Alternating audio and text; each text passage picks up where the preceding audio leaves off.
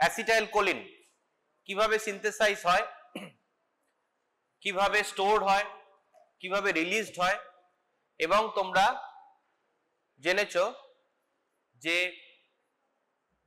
what are the types of cholinergic receptors, muscarinic and nicotinic, তাই তো? এই অবধি হয়েছে তো? কি হয়েছে না হয়নি? হয়েছে। তাহলে আজকে আমরা যাব হচ্ছে যে এর উপর এই যে সিস্টেমটা আমরা গতকাল জানলাম, এর উপরে what are the drugs that are used on the basis of this idea. ওকে, এই কোলিনার্জিক মেডিসিন কিন্তু অনেক কাজে লাগে ক্লিনিক্যালি। যেমন আমরা গ্লকোমাতে দিই, মায়াস্থেনিয়া গ্রেভিস তাতে এই ড্রাগগুলো ইউজ হয়।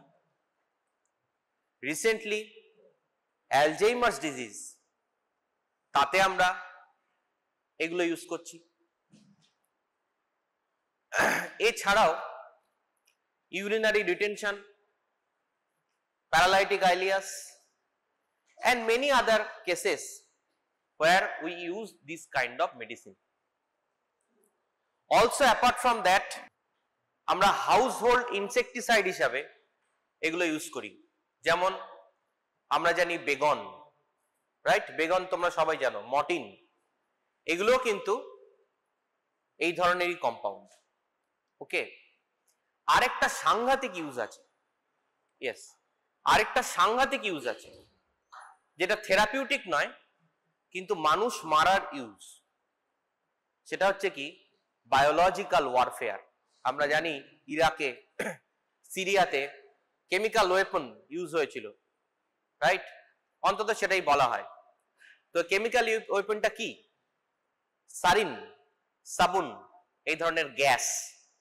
আমরা জানতাম হিটলার তাদের যে নাজি কনসেন্ট্রেশন ক্যাম্প সবাই জানো, সেখানে গ্যাস চেম্বারে মানুষকে ঢুকিয়ে মেরে দিত, তাই না? সেকেন্ড ওয়ার্ল্ড ওয়ারে। তো গ্যাসটা কি? গ্যাসটা হচ্ছে এই ধরনের গ্যাস, সারিন, সাবুন, ট্যাবিন, আমি আসবো তাতে। এবং তার ট্রিটমেন্ট কি? অর্থাৎ তোমরা তোমাদের ক্লিনিক্যাল লাইফে যখন ঢুকবে দেখবে খুব কমনলি পাবে যে পেশেন্ট এসছে ইমার্জেন্সিতে, এসে বলছে যে বাড়িতে ঝামেলা হয়েছে, কীটনাশক খেয়ে নিয়েছে। এবার কীটনাশকের চরিত্র কি? তুমি যদি পেশেন্টকে জিজ্ঞেস করো কি কীটনাশক, বলতে পারবে না, ফেলে দিয়েছে, নেই, ডেটা নেই, জানে না, পড়তে পারে না, নানা রকম সমস্যা। তো তোমাকে কিছু সাইন সিমটম দেখে বুঝে নিতে হবে এটা কি কীটনাশক, এবং তার ট্রিটমেন্ট তোমাকে করতে হবে। ওকে, তো তো এই যে কীটনাশক এবং এই ধরনের যে পয়জনিং গুলো হয় সেগুলো কিন্তু very common in your clinical practice. হয়তো প্রথম 10 দিনেই পাবে এরকম কেস, জীবনের প্রথম 10 দিন যখন রাউন্ড দেবে তাতেই পাবে। তো তার ট্রিটমেন্ট কি? তো all this things are related to the cholinergic system. Okay, তো এই যে ড্রাগগুলো যারা এই কোলিনার্জিক সিস্টেমের উপর কাজ করে তাদেরকে আমরা বলি কোলিনোমাইমেটিক। ওকে, কি বলি? কোলিনোমাইমেটিক। আমি আসছি, এগুলো দেখো সব হয়ে গেছে, আমি এগুলোর মধ্যে আর ঢুকবো না। সিম্প্যাথেটিক, প্যারাসিম্প্যাথেটিকের কাজ কি, সিম্প্যাথেটিক আউটফ্লো কোথা থেকে, এগুলো হয়েছে তো তোমাদের গতকাল, তাই তো? থোরাকোলাম্বার আউটফ্লো, ক্রেনিওস্যাক্রাল আউটফ্লো, যাই হোক এগুলোর মধ্যে আর ঢুকছি না। কোলিনার্জিক ট্রান্সমিশন, অ্যাসিটাইলকোলিন কিভাবে সিনথেসাইজড হয়, কিভাবে স্টোরড হয় এবং সেখান থেকে কি করে বেরোয়। Cholinergic receptors, muscarinic receptor which is a GPCR and nicotinic receptor which is a ligand gated receptor.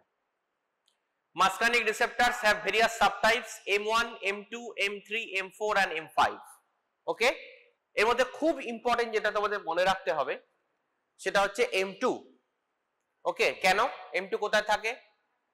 হার্টে থাকে, তাই তো? M2 is present in the heart. এর কাজ কি? এর কাজ হচ্ছে ব্র্যাডিকার্ডিয়া, তাই তো? Reduce the heart rate. Okay, not bradycardia, you should say it will reduce the heart rate, right? Very good.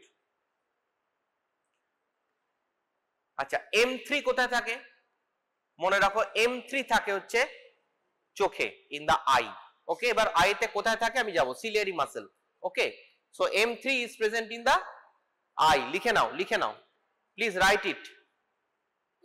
এখন থেকে লিখতে থাকো, তাহলে একদম লাস্টে গিয়ে পুরোটা বোঝা যাবে। M2 কোথায় থাকে? হার্টে। ওকে, M3 কোথায় থাকে? In the eye, ciliary body, ciliary muscle, sorry. আচ্ছা M1 কোথায় থাকে? Autonomic ganglia and gastric gland. M1 কোথায় থাকে? Autonomic ganglia and gastric glands. ওকে,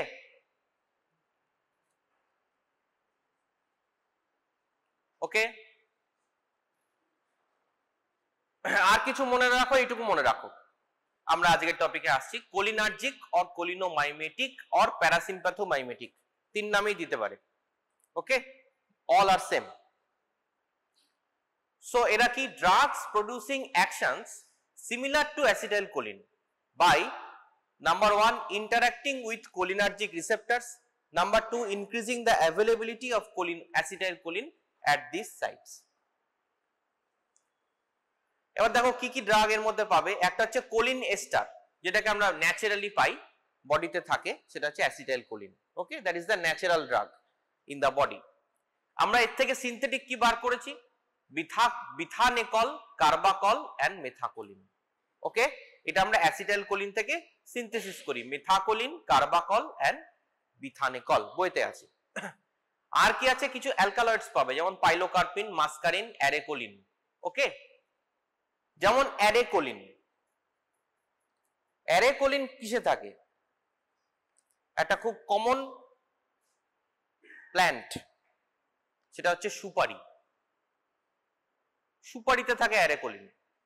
এবার প্রশ্ন হচ্ছে, তাহলে আমরা ওই অনেকে আছেন আগেকার দিন লোকেরা খাওয়ার পর সুপারি খেত, পান সুপারি খেত, এর সাইন্টিফিক রিজন আছে, ইট হ্যাজ সাইন্টিফিক বেসিস।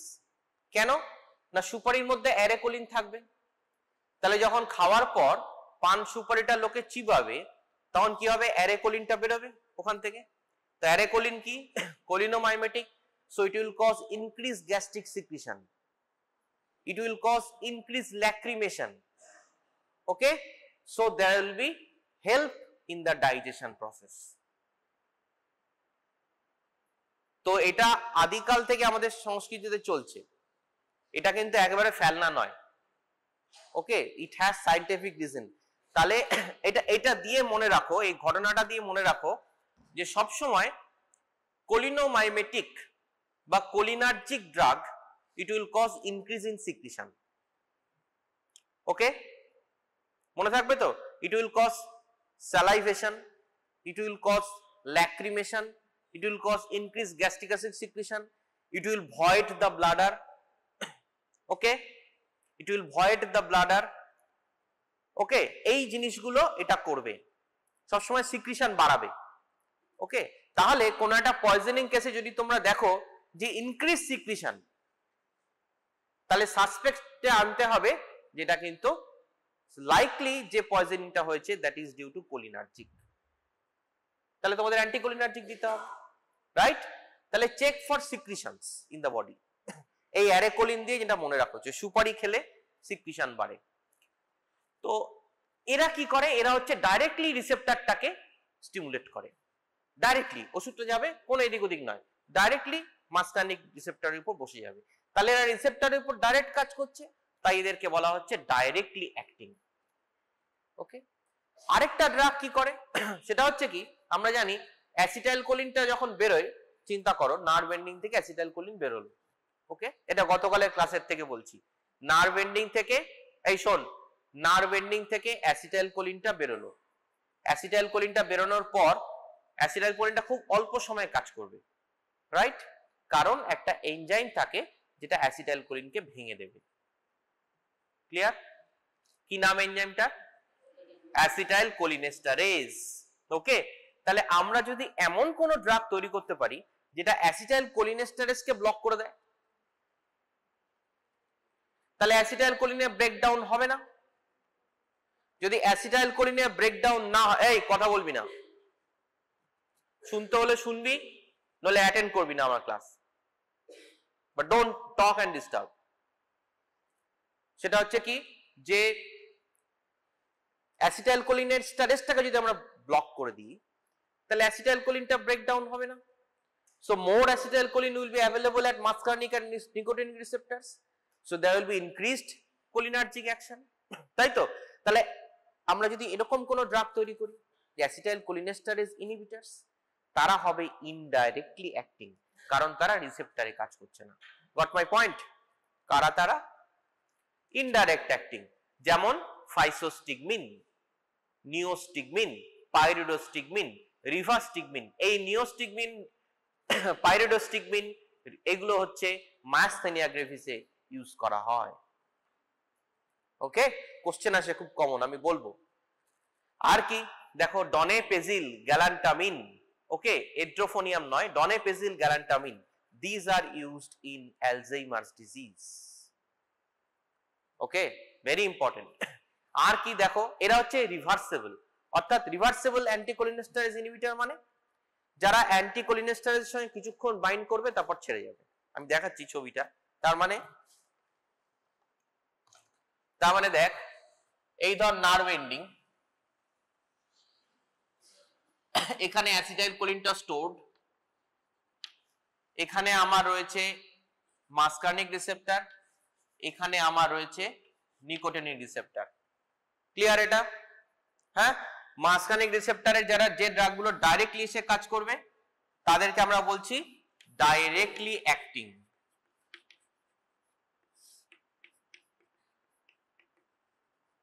যেমন বিথানেকল, কার্বাকল, অ্যারেকোলিন। ওকে, আরেকটা ড্রাগ কি বলছি, সেটা হচ্ছে অ্যাসিটাইলকোলিনটা যখন এখান থেকে রিলিজড হয়ে এই রিসেপ্টরে কাজ করবে, করার পর অ্যাসিটাইলকোলিনেস্টারেজ এনজাইম অ্যাসিটাইলকোলিনটাকে ব্রেক করে দেবে। তাহলে আমরা যদি অন্য কোনো ড্রাগ দিতে পারি যেটা অ্যাসিটাইলকোলিনেস্টারেজকে ইনহিবিট করে, তাহলে there will be more acetylcholine available at the muscarinic and nicotinic receptors, so the same action will occur. So these drugs are indirectly acting.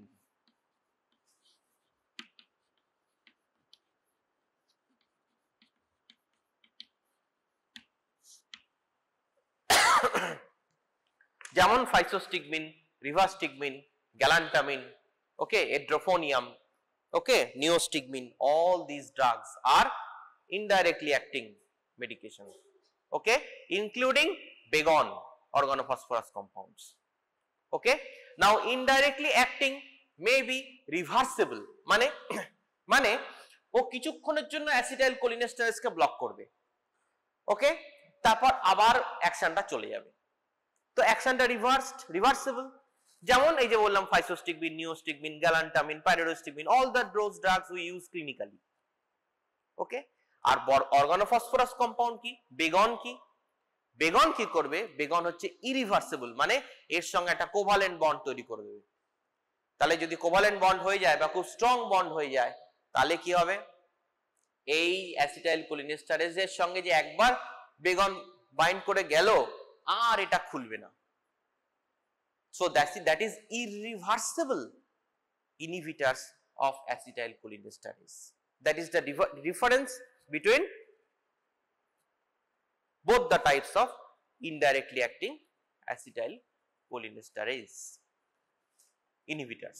So you see, natural, physostigmine, synthetic, এরা irreversible organophosphorus compounds। এই যে বললাম, এবার দেখো বললাম, ওই যে বললাম গ্যাস চেম্বার, নার্ভ গ্যাস কারা? এই যে tabun, sarin and soman, nerve gases used in war, যুদ্ধে ইউজ করা হয়। তো this R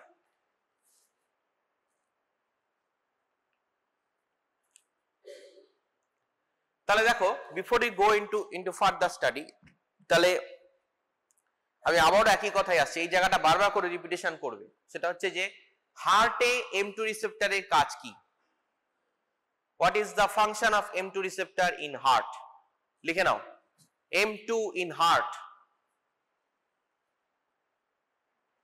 So it will cause hyperpolarization of the SA node. It will cause hyperpolarization of the SA node, and decrease in rate of diastolic depolarization, and decrease in the rates of diastolic depolarization. As a result, there will be decrease in heart rate. It will cause hyperpolarization of the SA node and decrease in the rate of diastolic depolarization, resulting in decrease in heart rate.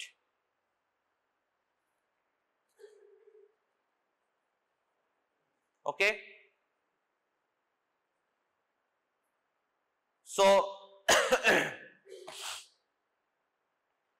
okay, next key, next lecho, effect of M3 receptor in blood vessel. Effect of M3 receptor in blood vessel. বইতে আছে বিশাল জটিল, যা simplify করে দেবো, এর থেকে simplify বেশি আর হতে পারবে না। So you try to read, at least remember this at least this thing. It will help in your, মানে এক্সাম এতে বেরিয়ে যাবে। সেটা হচ্ছে M3 receptor in blood vessel effect কি? লেখো, M3 receptor will cause the release of nitric oxide or NO. M3 receptor will cause the release of nitric oxide or NO. Nitric oxide কি করে? Vasodilatation. So লেখো, so there will be vasodilatation and fall in blood pressure. So there will be vasodilatation and fall in blood pressure. হলো? ঠিক আছে? তাহলে কোলিনোমাইমেটিক drug BP বাড়াবে না কমাবে? বাড়াবে না কমাবে? কি দাঁড়ালো? কমাবে। কেন কমাবে? ব্লাড ভেসেলে ভ্যাসোডাইলেটেশন করবে। হার্টে কি করবে? Decrease in heart rate, right? So decrease in heart rate, decrease আর increase in vasodilatation. So cardiac output কি হবে? Fall in cardiac output. So there will be fall in cardiac output, net effect. Clear?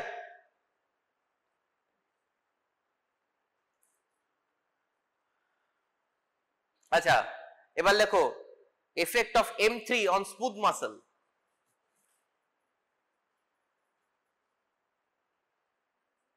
Smooth muscle and glands. Smooth muscle and glands. Glands এ কি করবে? সালাইভেশন বাড়াবে না কমাবে? Secretion বাড়াবে না কমাবে? বাড়াবে। সো লেখো, there will be increase in secretion.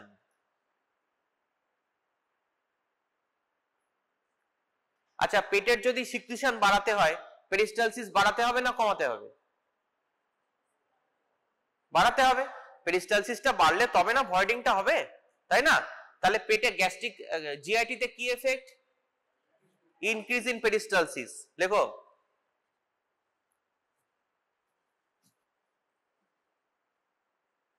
হলো? তাহলে ইউরিনারি ব্লাডারের কি এফেক্ট হবে? Voiding of the urinary bladder.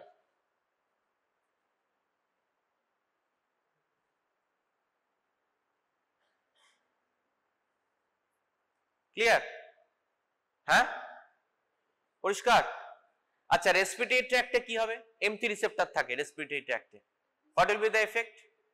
Increase secretion, তাই তো? সব জায়গায় ইনক্রিজ সিক্রিশন। তাহলে রেসপিরেটরি ট্র্যাক্টে যে M3 রিসেপ্টর আছে, what it will do? Increase in secretion. তাহলে রেসপিরেটরি ট্র্যাক্টে যদি সিক্রিশন বেড়ে যায়, তাহলে ব্রঙ্কিয়াল মানে শ্বাস নিতে যদি প্রচুর সিক্রিশন ঢুকে যায় রেসপিরেটরি ট্র্যাক্টে, তাহলে কি হবে? শ্বাস নিতে সুবিধা হবে না অসুবিধা? অসুবিধা হবে। সো ইন ব্রঙ্কিয়াল অ্যাজমা আমরা কি করি? M3 রিসেপ্টরটাকে ব্লক করে দিই। ওকে, যে পাফ এমডিআই আমরা নিই পরের চ্যাপ্টারে আছে, সেটা M3 রিসেপ্টরকে ব্লক করে। তাহলে সিক্রিশনটা কমে যাবে, ব্রঙ্কোডাইলেটেশন হবে। Got my point? আচ্ছা, এবার লেখো M3 রিসেপ্টর ইন আই। আইতে কোথায় থাকে? সিলিয়ারি বডিতে থাকে। আচ্ছা, এইটা এখন আমি বলবো না, এই জায়গায় একটু গ্যাপ রাখে এই জায়গাটা, ঠিক আছে? এটা পরে যখন গ্লকোমাটায় আসছি তখন এটা বলবো।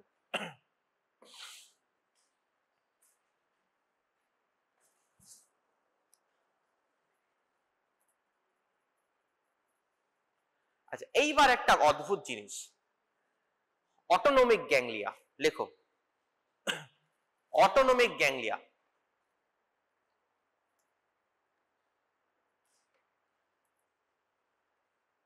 যে অটোনমিক গ্যাংলিয়ায় লেখো both sympathetic and parasympathetic both are present in autonomic ganglia. sympathetic and parasympathetic both are present.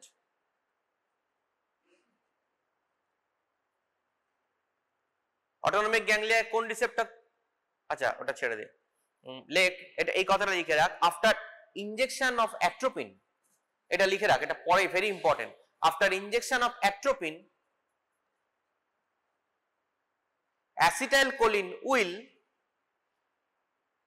acetylcholine will cause increase in heart rate. Acetylcholine will cause increase in heart rate and rise in blood pressure.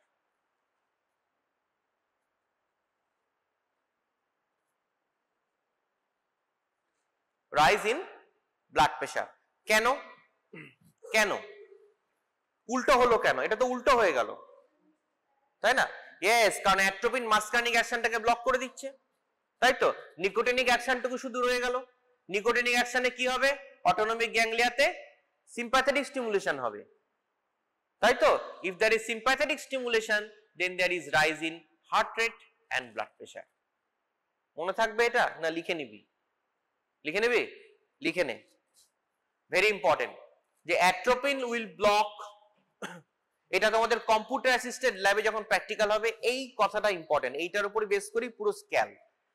সেটা হচ্ছে যে after মানে atropine will block the muscarinic receptors. Clear? Atropine will block the muscarinic receptors. তাহলে acetylcholine কিসে কাজ করে? মাসকার্নিক আর nicotinic দুটোই তো। এই যে মাসকার্নিক ব্লক হয়ে গেছে কিন্তু নিকোটিনিক তো ওপেন। অ্যাট্রোপিন মাসকার্নিককে ব্লক করে দিয়েছে কিন্তু নিকোটিনিক রিসেপ্টর তো ওপেন। ওকে, নিকোটিনিক রিসেপ্টর রয়েছে অটোনমিক গ্যাংলিয়া, তাই তো? সো লেখো, so there will be unopposed nicotinic action.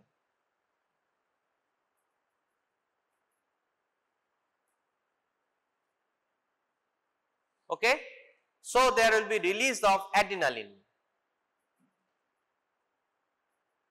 from autonomic ganglia, right? তাহলে what will be the net effect resulting in increase in heart rate and increase in blood pressure? ঠিক আছে? আচ্ছা এবার দেখ, এত যে কথা বললাম অ্যাসিটাইলকোলিন নিয়ে, অ্যাসিটাইলকোলিন কিন্তু আমরা থেরাপিউটিক্যালি ইউজ করি না। It has no therapeutic or clinical use. অ্যাসিটাইলকোলিনের থেকে সিনথেটিক করে আমরা বার করছি বিথানেকল, কার্বাকল, তারপর ফাইসোস্টিগমিন, নিওস্টিগমিন, এড্রোফোনিয়াম, হ্যান্ডপ্যান সব আছে, কিন্তু অ্যাসিটাইলকোলিন মাদার প্রোডাক্ট, তার কোনো ক্লিনিক্যাল ইউজ নেই। কেন নেই? কারণ acetylcholine stays for milliseconds in the synaptic cleft.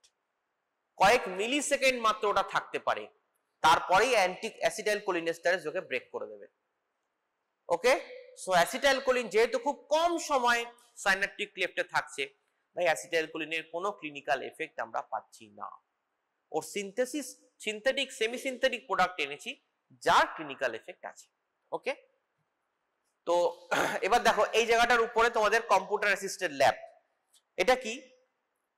এটা তোমাদের কোশ্চেন আসবে। ওকে, এইবার না আসলেও মানে ফাইনালের আগে এই পয়েন্টটা এসেই যাবে আর কি। সেটা হচ্ছে কি, দেখো এটা হচ্ছে ব্লাড প্রেসারের ট্রেসিং। ওকে, সাপোজ একটা গিনিপিগ বা একটা র্যাবিট বা একটা কোন একটা অ্যানিমাল, তার উপরে আমরা তার ব্লাড প্রেসারটা রিডিংটা আমরা নিচ্ছি, একবার অ্যাসিটাইলকোলিন দিচ্ছি, একবার অ্যাট্রোপিন দিচ্ছি। ওকে, তার কি রিডিং এলো সেই রিডিংটা তোমাদের এটা দেওয়া হবে, কার্ভটা দেখে তোমাদের বলতে হবে এটা এই এটা এই। ওকে, বেসিক্যালি এরকম 3-4টে কার্ভ আছে, ওইটুকু মনে রাখলেই হবে।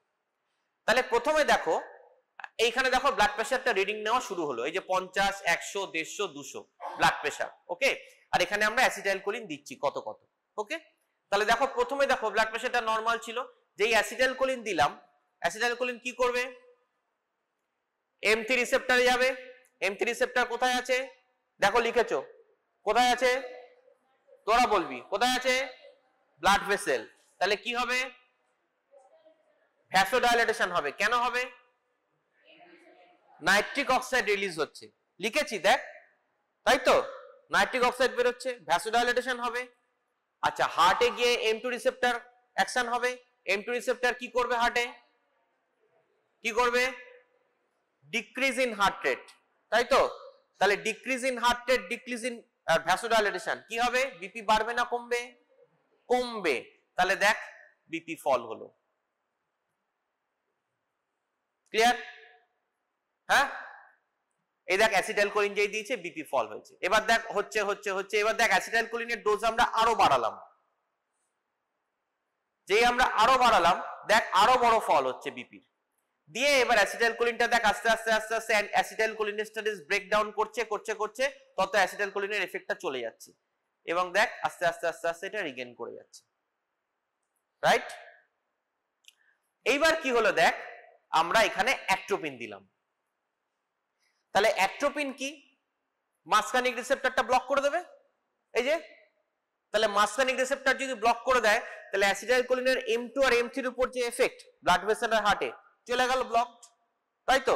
তাহলে দেখ এফেক্টটা নীল হয়ে গেল। কেন? তার কারণ হচ্ছে এখানে এখানে তাহলে প্রশ্ন হতে পারে এটা বাড়লো না কেন? উল্টে বেড়ে যেতে পারতো। বাড়লো না কেন? লেখো, because acetylcholine and atropine, because acetylcholine and atropine are competitive inhibitors, at muscarinic receptor.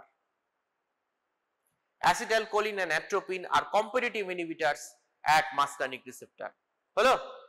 তাহলে competitive inhibitor মানে তোদের এই গ্রুপটার সঙ্গে তোরা যদি A গ্রুপ হয়, ওরা যদি B গ্রুপ হয়, A আর B এর সঙ্গে এই রিসেপ্টরটাকে নিয়ে ঝামেলা। ওকে? অর্থাৎ A যখন A এর কনসেন্ট্রেশন বেড়ে যাচ্ছে তখন রিসেপ্টর A এর মতন ফাংশন করছে, আবার B এর কনসেন্ট্রেশন যখন বেড়ে যাচ্ছে তখন রিসেপ্টর B এর মতন ফাংশন করছে, রাইট? তাহলে এখানে কি হচ্ছে, দুটোকে নিউট্রাল করে দিল, তাহলে কারোর এফেক্টই এলো না। হলো? এবার আমরা কি করলাম, কম্পিটিটিভ কেন ইনহিবিটরের এফেক্টটা কি হলো, এরপরে আমরা অ্যাসিটাইলকোলিন আরো হায়ার ডোজে দেব। দেখ এখানে 2 ছিল, 50 ছিল, আমরা 2 মিলিগ্রাম দিয়ে ব্লক করলাম, এবার আবার 50 মিলিগ্রাম অ্যাসিটাইলকোলিন দিলাম। দেখ কোনো এফেক্ট নেই 50 মাইক্রোগ্রামে।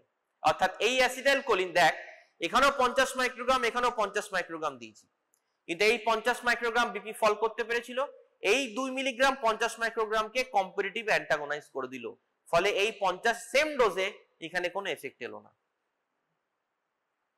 Clear? That is the reason. এবার কি হলো, কম্পিটিটিভ অ্যান্টাগনিস্ট, তাহলে অ্যাসিটাইলকোলিনকে আমরা আরো ডোজ বাড়িয়ে দেবো।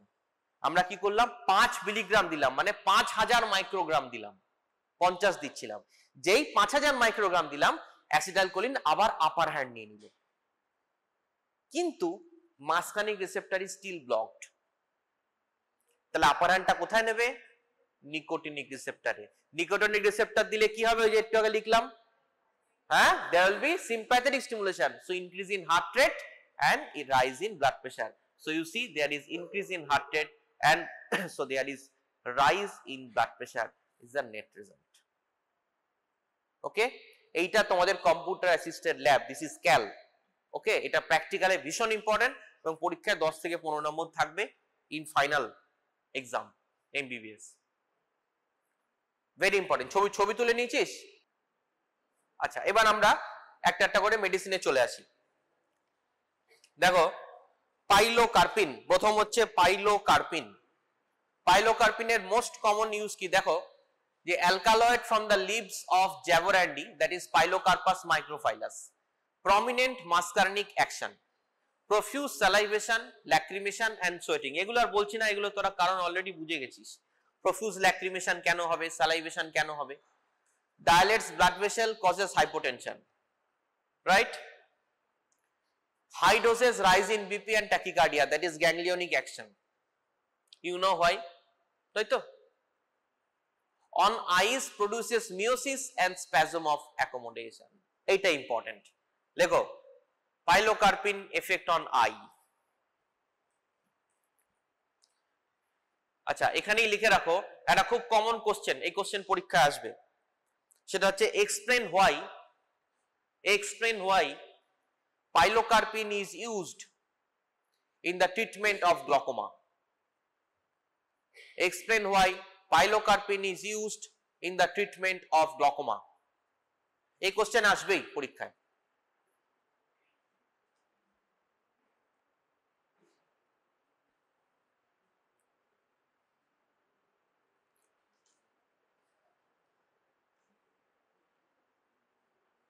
দেখ এটা এটা এটা দেখতে গেলে, এটা বুঝতে গেলে আমাদের একটুখানি অ্যানাটমি ফিজিওলজিতে ফিরে যেতে হবে।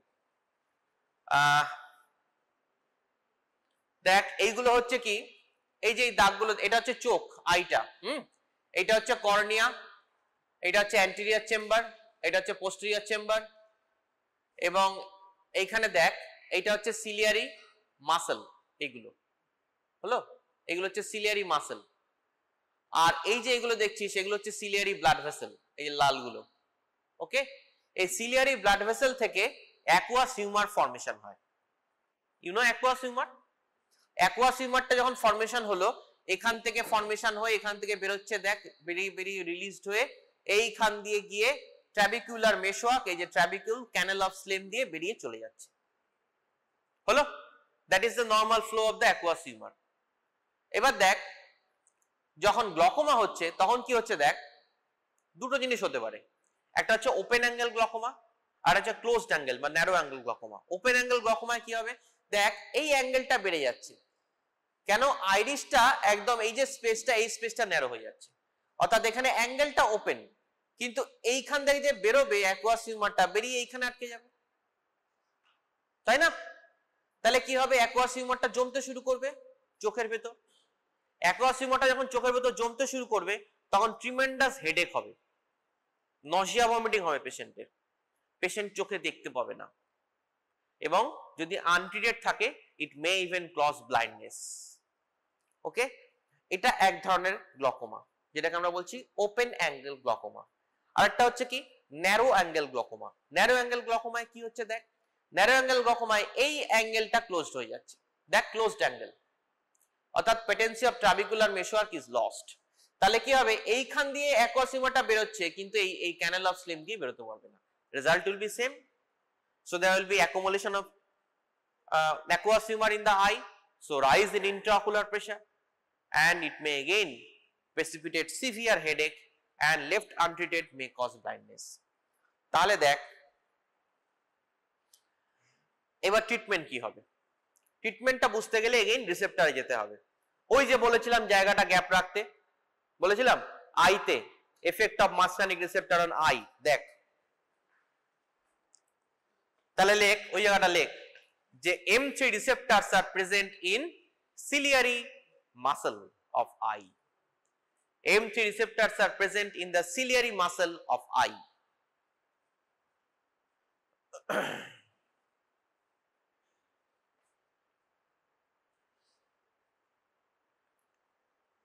এবার দেখ একটা একটা করে আসছি। So what is glaucoma? Glaucoma can be closed angle and open angle. Also it may be normotensive. What's at risk? Age more than 55 years, family history থাকতে পারে, ডায়াবেটিস থাকলে চান্সেস বেশি, বিইং ভেরি নিয়ার সাইটেড, কাছেরটা দেখতে পাচ্ছে দূরেরটা পাচ্ছে না, African আমেরিকানদের বেশি হয়। Effects of glaucoma, tunnel vision, okay tunnel vision, blindness, so this things can happen. দেখো এফেক্ট অফ গ্লকোমা কি রকম হবে, দেখো নরমাল, এটা হচ্ছে নরমাল ভিশন।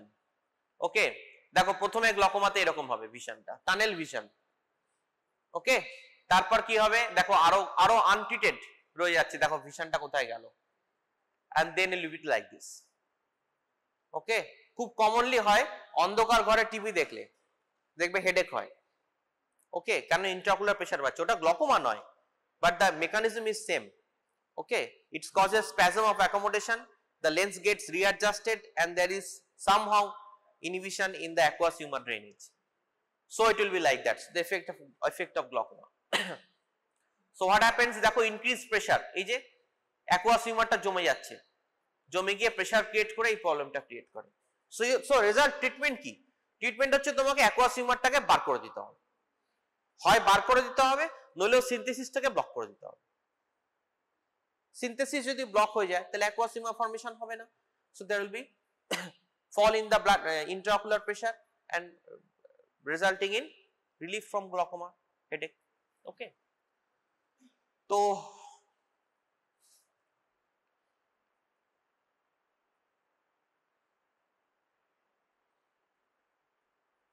লেখো এক্সপ্লেন হোয়াইট আর অ্যান্সার লেখো এবার ওই যেখানটা গ্যাপ রেখেছিলে লেখো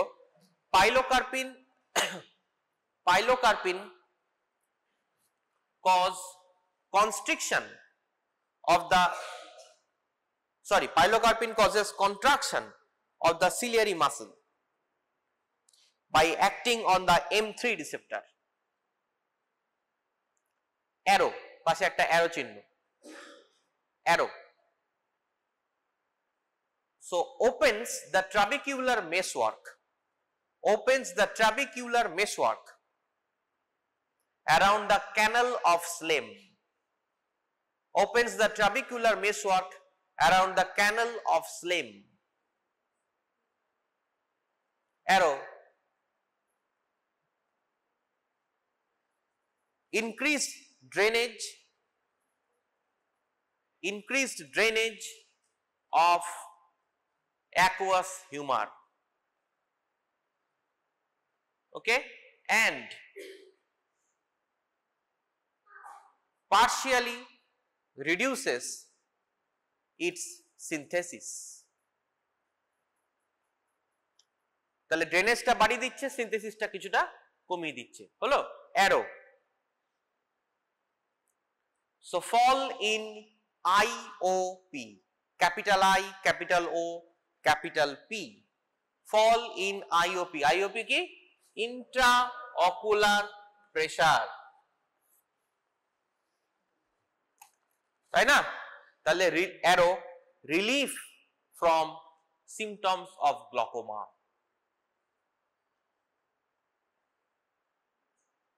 relief from symptoms of glaucoma. ঠিক আছে? আর একটা ইম্পর্টেন্ট জিনিস এটা করে, সেটা হচ্ছে কি, চোখে দুরকম মাসেল থাকে। একটা হচ্ছে এইরকম, এইটাকে বলে সার্কুলার মাসেল আর রেডিয়াল মাসেল, আর এইটাকে বলে স্ফিংটার মাসেল, স্ফিংটার পিউপিলি।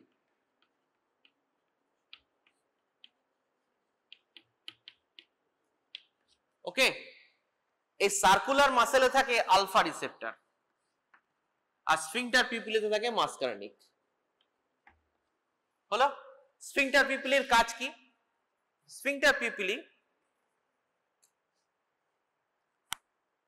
দেখো, এই দেখো, যদি দেখো দু রকমের মাসেল, এই যে এক রকমের মাসেল আর এই একটা মাসেল। ওকে, এবার দেখো এই যে স্ফিংটার পিউপিলিটা, এটা কি হবে? এটা রিল্যাক্সেশন হয় যখন মাসকারনিক স্টিমুলেশন হয়। হলো, so what will be the result? লেখো লেখো pilocarpine will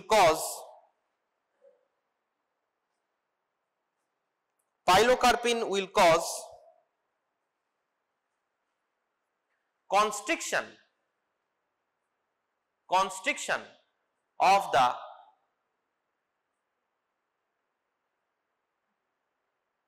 circular muscle of iris.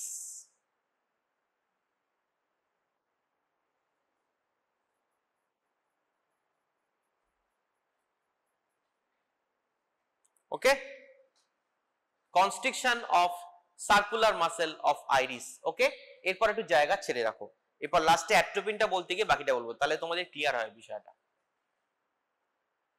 এবার হচ্ছে মাসকারিন। মাসকারিন কি?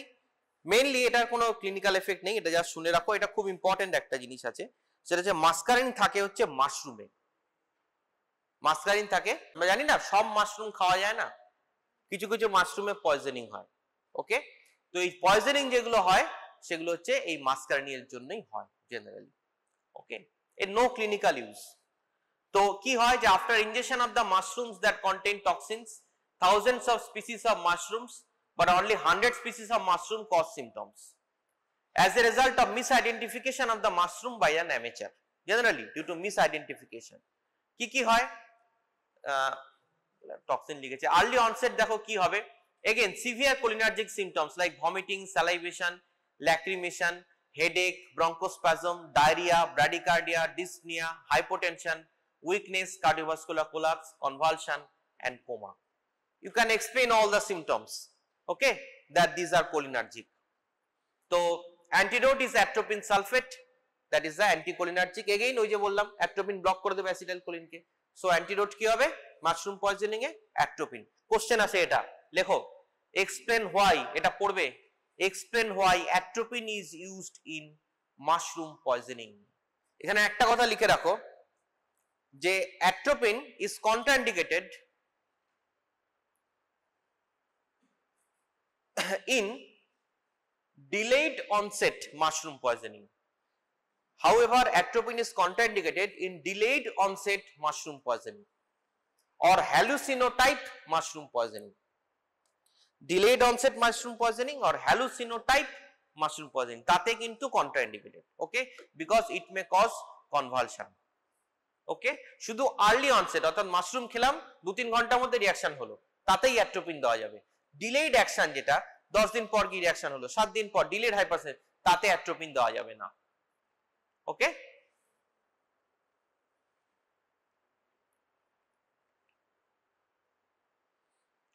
এবার আমরা আসছি হচ্ছে, তাহলে এটা হচ্ছে ডাইরেক্ট অ্যাক্টিং। এবার আমরা আসছি ইনডাইরেক্টলি অ্যাক্টিং।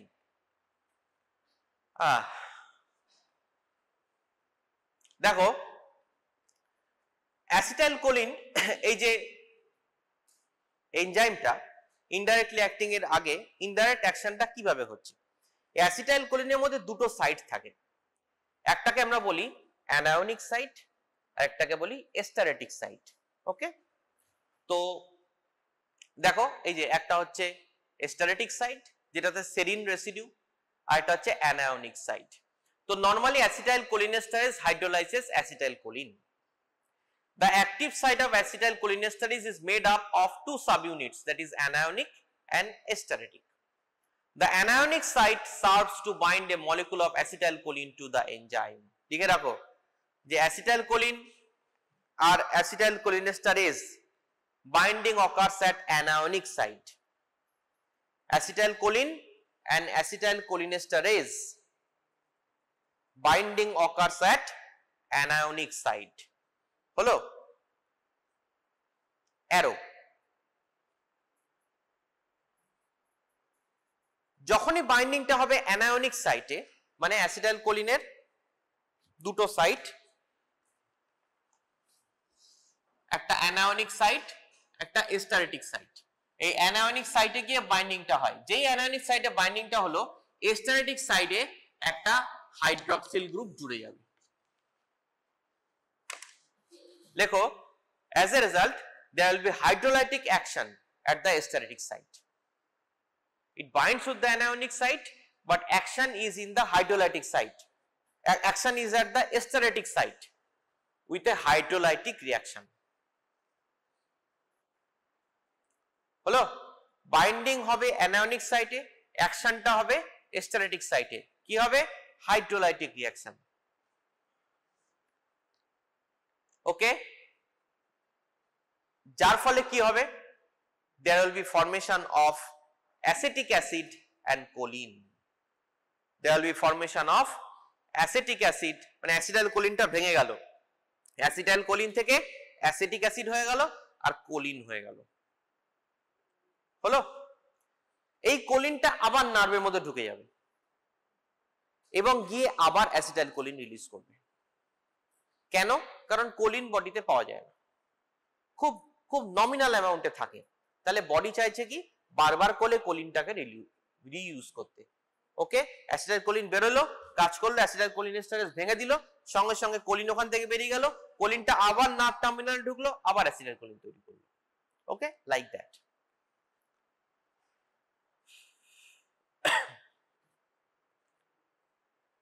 এইবার কি দেখো, মজাটা কি, যে এটা হচ্ছে নর্মাল ফাংশন। যখন আমি অর্গানোফসফরাস কম্পাউন্ডসে যাব তখন কি বলছি, অর্গানোফসফরাস, তখন বাইন্ডিংটা হবে সেম, কিন্তু কি অ্যাকশনটা কি হবে, হাইড্রোলাইটিক রিঅ্যাকশনের জায়গায় ওখানে কি হবে, লেখো in case of organophosphorus compound ওখানে কি হলো, হাইড্রোলাইটিক রিঅ্যাকশন হলো, তাই তো স্টেরিক সাইটে। এখানে কি হবে, in case of organophosphorus compound there will be phosphorylation. In case of organophosphorus compound there will be phosphorylation instead of hydrolytic reaction.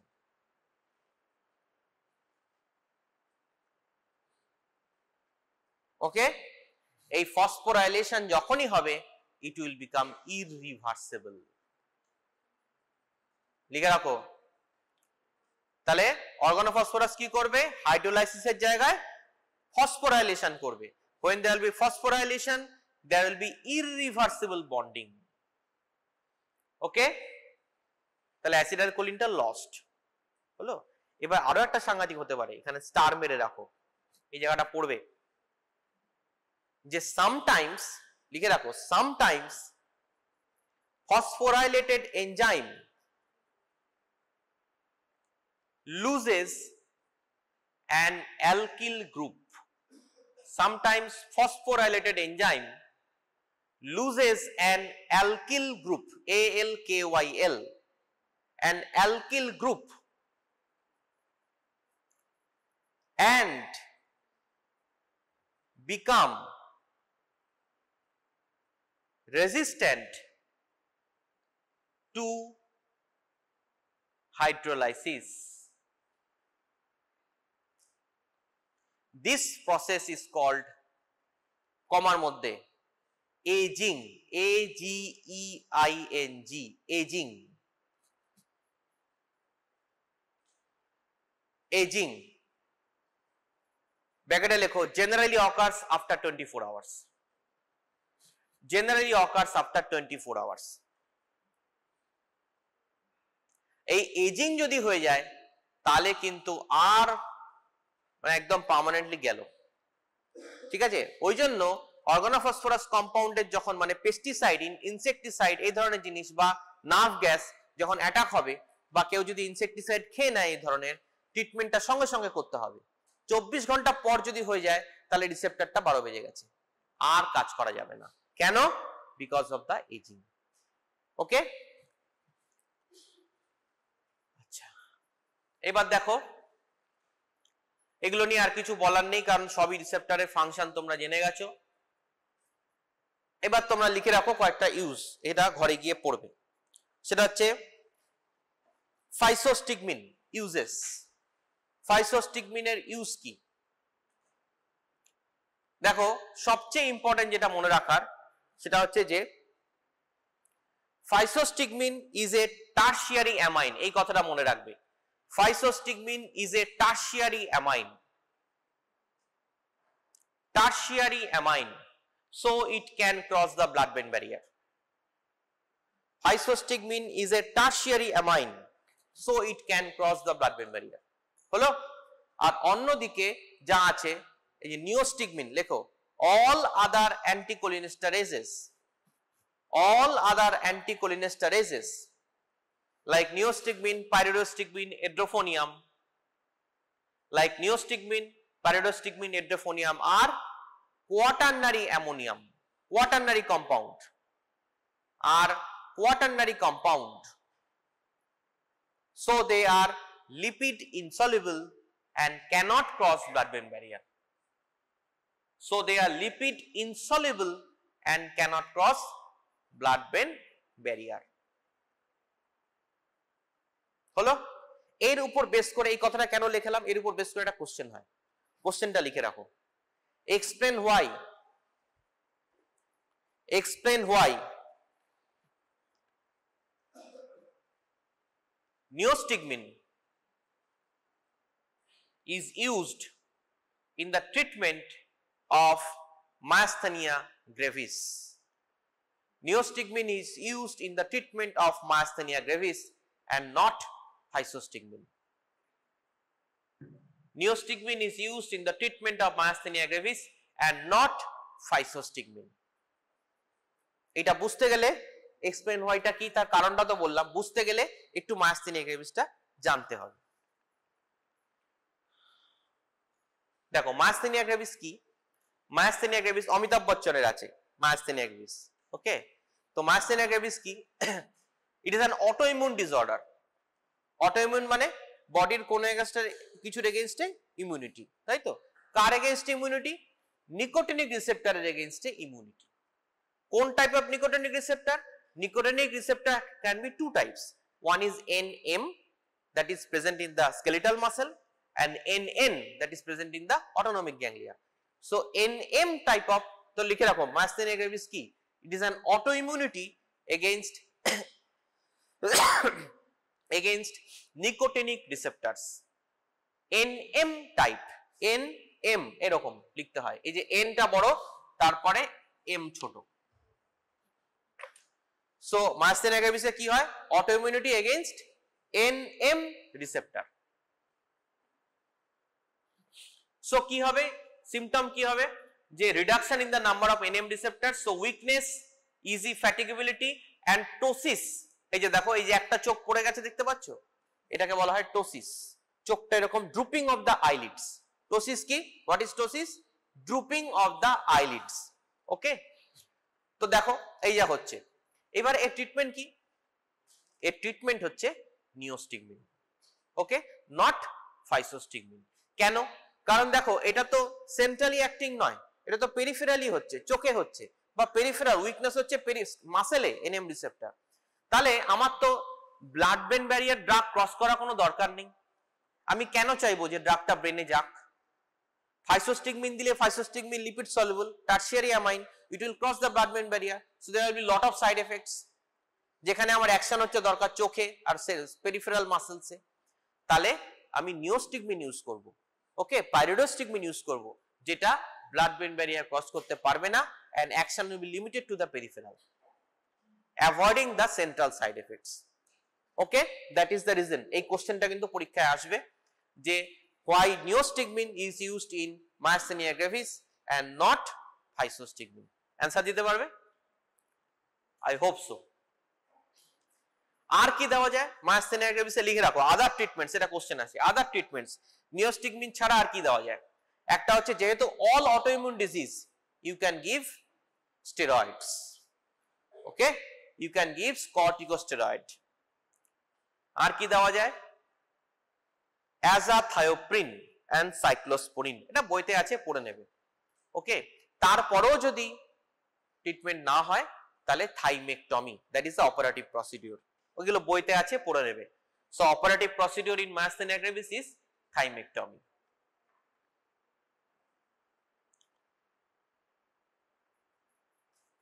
একটা জিনিস অবশ্যই পড়বে এখানে, what is edrophonium or Tensilon test, read from your বুক।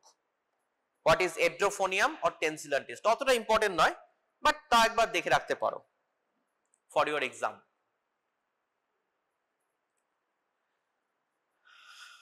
তাহলে দেখো কি কি এর ফাংশন আমরা পেলাম। একটা হচ্ছে মায়াস্থেনিয়া গ্রেভিস, একটা পেলাম to stimulate bladder and bowel after surgery in glaucoma, that is intraocular pressure release করছে। আরেকটা কি হচ্ছে Alzheimer's disease, that is rivastigmine, galantamine and donepezil. এর মেকানিজম তোমাদের জিজ্ঞেস করবে না, এটা অনেক হায়ার স্টাডিজ যে ডনেফেজিল কিভাবে অ্যালঝেইমার্সে কাজ করে। জেনে রাখো শুধু যে অ্যালঝেইমার্সের ট্রিটমেন্টে কি দেব, ডনেফেজিল, রিভাস্টিগমিন এন্ড গ্যালান্টামিন, ওকে।